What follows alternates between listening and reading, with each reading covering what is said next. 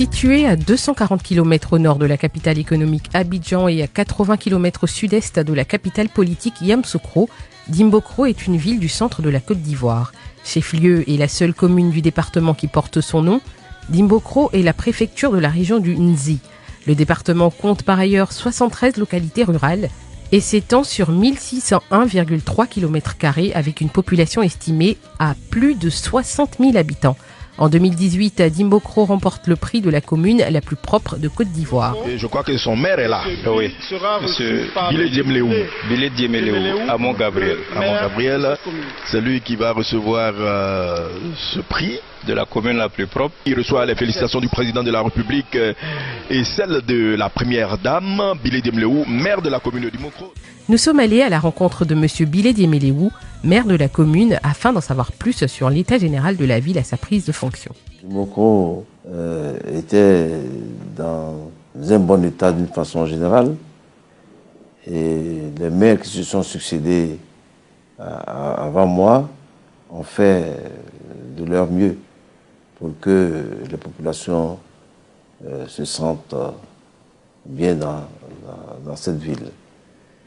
Et nous autres qui sommes arrivés, nous n'avons fait que continuer, mais en mettant un peu plus de moyens.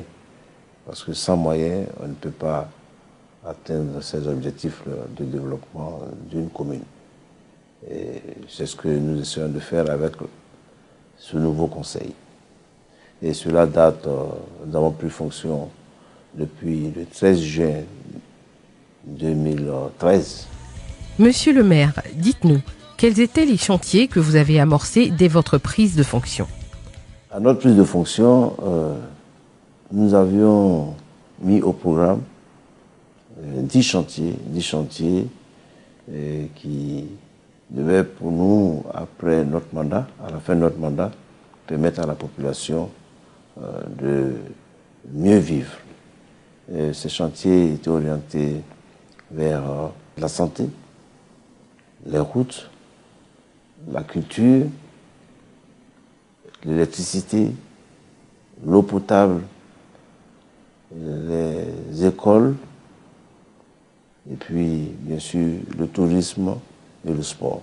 À ce stade de notre mandat, nous avons réalisé un centre de santé à la cité. Pourquoi? Parce que les habitants sont assez nombreux dans cette cité qui est à près de 3 km du centre-ville. Les habitants étaient obligés d'aller au centre hospitalier régional pour se faire soigner. Alors nous avons réalisé un centre de santé. Nous avons fait la même opération dans un quartier qui se trouve derrière les rails, qui s'appelle Komiko, où nous avons aussi réalisé une maternité moderne, pour que nos mamans puissent être prises déjà en charge dans cet établissement sanitaire. À la maternité de Komikro, nous avons rencontré le personnel médical qui nous a instruits sur l'impact de la création d'une telle infrastructure à Komikro. Dans notre structure, nous faisons d'abord la consultation de tout le monde, enfants, adultes, femmes enceintes. Maintenant, pour les femmes enceintes, ce sont les sages-femmes qui s'en occupent. Nous recevons les femmes enceintes, les femmes qui viennent aussi pour prendre des conseils et des femmes qui viennent en planification familiale. Ce qui revient à dire que nous nous occupons des femmes en âge de reproduction avec toutes les particularités possibles. Je tenais d'abord à dire merci à monsieur le maire et à la mairie de Dimbokro parce que le bâtiment dans lequel nous nous trouvons, c'est la mairie de Dimbokro qui nous a offert avec tous les équipements, comme on peut dire les chaises, les bureaux et consorts. Le matériel minimum pour travailler vient de la mairie de Dimbokro. Avec l'apport de la mairie, suite à l'incendie qui s'est déroulé dans l'ancien bâtiment, on a constaté que l'effort qui a été fait a permis aux populations de bien se soigner, surtout les populations de Deré-Rail. Nous nous sommes également rendus au CHR de Dimbokro où M. Karamoko Anza, administrateur des services financiers et directeur du CHR, nous a entretenus sur les actions du maire au sein de l'établissement qu'il dirige. Il faut dire que nous avons une très bonne collaboration avec la mairie, particulièrement avec monsieur le maire. nous avons pu bénéficier d'un fonds d'aide aux nécessités d'une valeur de plus de 3 millions de francs. Bon, souvent, on est là au cours d'un voyage, surtout en décembre, il y a beaucoup de... Quelqu'un vient, il y a un choc, il y a un accident. Bon, on les évacue ici. Mais entre-temps, on ne peut pas dire à un accidenté de sortir de l'argent sur lui. Lui-même, il est en train de se chercher. Et puis, du coup, il n'a même pas d'argent. Bon, je pense que c'est un fonds qui a permis quand même de pouvoir sauver vraiment ces vies humaines. Ça, c'est très important. À côté vraiment de la grande majorité de la population qui viennent vers nous, qui n'ont même pas de l'argent, même de quoi payer une consultation. Et donc, ces fonds non seulement permettent de faire, en dehors de la consultation, des examens biologiques, et à côté de cela, de payer leurs médicaments, des médicaments à la fois internes qu'à la fois externes. Il y a moins d'1 an, nous avons fait une manifestation concernant le plus beau bébé. Et cette manifestation consistait à pouvoir inciter les femmes à venir à la vaccination. Et nous avons fait une doléance au maire, c'est-à-dire c'était une doléance qui consistait à lui demander un micro-ordinateur dans le but de pouvoir archiver tout ce qui était archiver les données en matière de vaccination. Et je pense que le mois qui a suivi, le maire, sans hésiter, nous a fait un don d'un micro-ordinateur de grande portée. Si je vais un peu parler de beaucoup de choses, je vais m'éterniser, mais voilà, grosso modo, un peu quelques actions du maire à l'endroit du CHR de Dimbokro. Si vous arrivez pour la première fois à Dimbokro, vous ne pouvez manquer les feux tricolores aux principales artères de la ville. Pouvez-vous nous en dire plus, monsieur le maire? Les feux tricolores, alors là, c'est la grande joie. Tous ceux qui arrivent à Dimbokro sont surpris de voir qu'il y a des feux tricolores. Aujourd'hui, c'est une fierté de notre ville. Voilà, que Dimbokro a aussi 3 carrefours importants qui sont équipés en feux tricolores. Parce que bien avant l'avènement des feux tricolores à Dimbokro, la cité du bonheur partagé devenait la cité du bonheur des calamités. Et même ce carrefour-là même était un carrefour qui devenait aussi carrefour de la mort. Et depuis un certain moment, avec l'avènement des feux, vraiment c'est super. Non seulement ça contribue à l'embellissement de la ville de Dimbokro, et aussi ça a régularisé la circulation. Et là, on est à la maison, on est tranquille de savoir que non, la sécurité des véhicules, des motards et autres est vraiment assurée. Dans des localités les plus reculées de Dimbokro, en dehors de l'électrification et de la fourniture en eau potable grâce à la réalisation de pompes hydrauliques villageoises, nous avons constaté les efforts consentis par le maire et son équipe afin d'améliorer le quotidien des populations. C'est le cas des villages Aounyansou, Kangrassou Aluibo, Andianou, Tangoumansou, Akesemossou, Fetessou, Tandokro, Bassa-Yobouessou, pour ne citer que ceux-là. Là-bas, les élèves et le corps enseignant ont bénéficié respectivement de certaines infrastructures telles que des salles de classe, des latrines et des cantines. Et donc, dans le cadre du développement du village, et les villageois se déplaçant sur le nouveau site, ont sollicité la mairie qui a bâti cet établissement-là, ce bâtiment où nous sommes depuis 1 an, quelques mois. Dans l'ancien site, l'école étant vieillissante et les enfants avaient du mal à venir à l'école, chaque fois c'est les mêmes choses. Mais lorsque nous nous sommes déplacés, nous sommes venus ici, on a vu l'engouement des enfants et ils étaient heureux de regagner de nouvelles classes, toutes spacieuses, une nouvelle école. Vraiment, ils étaient très contents. Et cette année-là, on a fait un très très bon score et un très bon résultat en fin d'année. On demanderait, en plus de ce que la mairie a déjà fait, si nous pouvons avoir des logements, parce que nous ne sommes pas trop loin de la ville.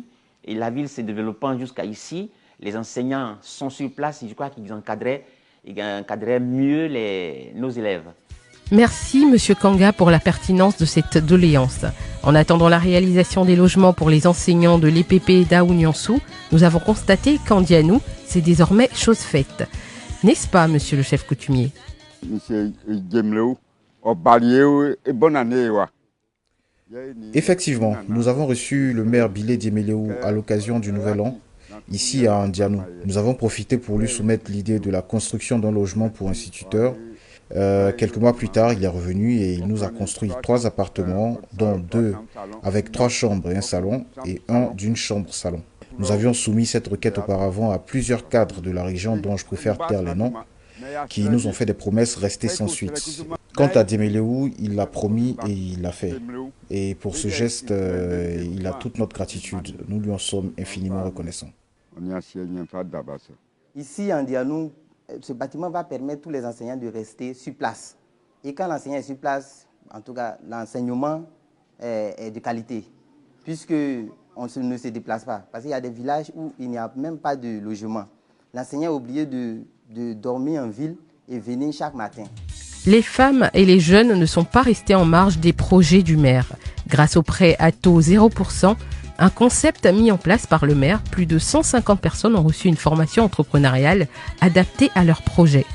La satisfaction était totale parce qu'à l'issue de cette formation-là, les sujets eux-mêmes ont apprécié quand même la pertinence de la formation. Et cette formation-là également a apporté quelques corrections à certaines failles que comportaient les projets.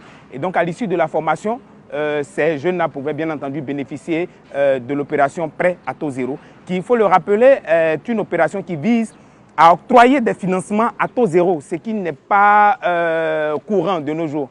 Parce que nous avons des prêts, nous avons des financements qui se font, mais c'est toujours avec des taux d'intérêt, soit de 10%, de 15%, de 20%.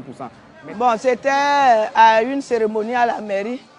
Le maire avait lancé le prêt à taux zéro. Donc je suis parti à la mairie me renseigner. Et le socio m'a indiqué où passer et avoir le prêt. Donc, je suis parti, ils m'ont donné le prêt. J'ai travaillé, j'ai remboursé. Et aujourd'hui, me voici, je continue de travailler. Donc, je me suis assorti. J'ai eu pour eux, j'ai eu un peu pour moi. Je continue de travailler avec. En tout cas, ce prêt, cela me fait depuis 3 années que je suis actif avec ce prêt. J'ai pu réaliser une ferme de poulets qui est à côté là. Et même, j'ai pu construire même des bâtiments. Et moi, ça ne peut qu'être une satisfaction pour moi en tant que cabinet privé qui a eu à faire cette formation, parce que cela démontre qu'on n'était pas trempé dans du faux, on n'était pas trempé, je veux dire, dans des promesses qui n'allaient pas pouvoir se réaliser. Ces personnes ont reçu des financements et ces personnes, bien entendu, peuvent aujourd'hui vraiment témoigner. Certaines bénéficiaires ont opté pour la création de coopératives. Elles exercent différents métiers liés à l'agriculture, en l'occurrence la culture et la vente de manioc. Et depuis 2014, le maire s'est intéressé au village. Il nous a demandé de travailler avec lui. C'est ainsi qu'il a, je dirais même qu'il a créé ce champ de manioc en nous envoyant des boutures, des encadreurs et puis les moyens qu'il nous fallait pour travailler le sol. C'est-à-dire on a eu des bottes, des dabas, des machettes et nous avons commencé au nombre de 33 femmes. Ainsi, petit à petit, le travail avançait. Mais actuellement, nous totalisons 5 hectares de manioc, dont 3 en maturité. Et comme vous le voyez, on est en train de récolter. L'impact de la création de ce champ sur la coopérative, sur la vie de nos sœurs, nous avons quand même la solidarité. On se soutient, on s'entend, on se retrouve. Quand on dit qu'il y a quelque chose, on les appelle, elles arrivent automatiquement. Et puis le travail se fait. Je ne pourrais pas dire à 100%, mais il y a toujours quelqu'un pour faire le travail.